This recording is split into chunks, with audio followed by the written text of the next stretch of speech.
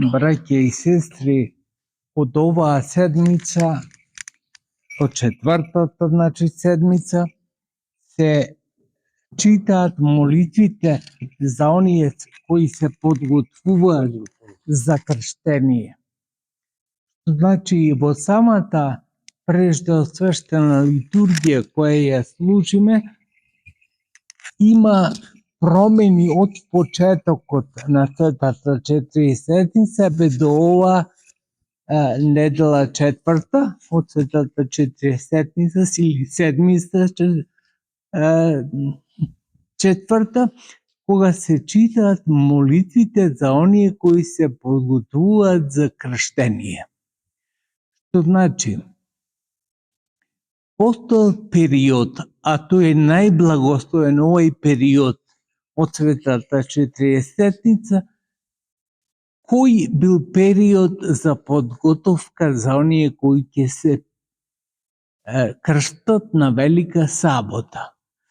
Што значи за секое крштение, особено на возрастните лица, потребно да има катехизација, да се упатат во верата. Сега некако долго време може би се крштеваат само мали деца, меѓутоа затоа некаква катехизација треба да имаат нивните кумови, кои треба да ги упатат во верата и треба да ја знаат верата. Не е едноставно да бидеш кум.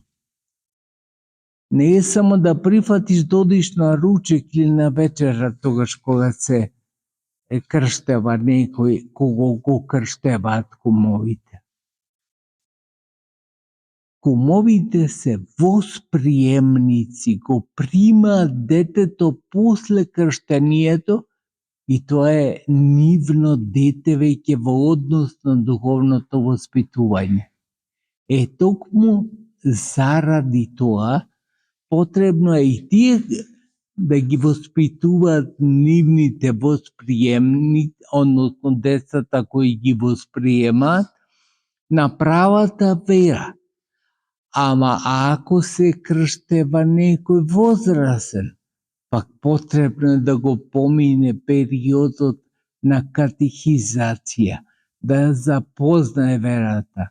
Гледате колку е непрактично во периодот во кој што живееме, кога возрастни луѓе најелементарните делови во однос на богослужбениот живот не ги знаат, или делови за својата вера. Затоа е потребно да се трудиме секогаш. Видите, дури црквата определила и молитви за тие што ќе се крстат. Зашто не е обична работа. Не е обична работа некој да земе од улица, да дојде, ај сакам јас да бидам крстен. Не, туку треба да ја познава до извесен степен верата, за да може некој да го крсти, свештеникот да го крсти. Исто слично како што се прави предбрачен испит на тие што сакат да се венчаат. Колку луѓе денес доаѓаат од улица што се вели сакаме да се венчаме, поважно им е тоа дали имаат сала за забавата, отколку тоа дали знаат нешто за нивната венчавка.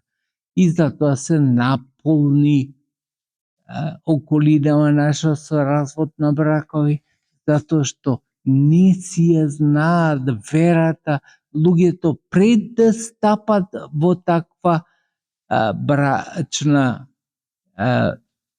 постапка, да влезат во венчавање. Затоа црквата е многу грижлива, има огромно искуство 21 век и знае на секој што му е потребно.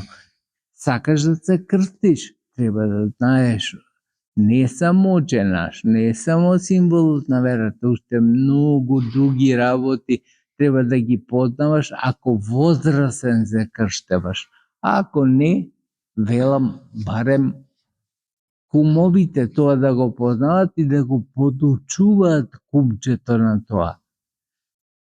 Што значи, браќа и сестри, потребно е да се трудиме секогаш да имаме еден однос кон верата одговорен. Ето не ужратни овие свети молитви кои ги читаме за оние кои се подготвуваат за свето крштение. Дека треба да бидеме подготвени за настанот кој го правиме. Не тоа да го земаме, се разбудив денеска и ќе појдем, и ќе се крштам или ќе се венчам. Не, туку треба програмски, колку е предвидено од прилика по моите сознанија, а тоа секој различни ги има, да се подготвам за настанот кој действува. Милоста Божја нека биде со вас и таа да ви биде хранител во сите денови на вашиот живот.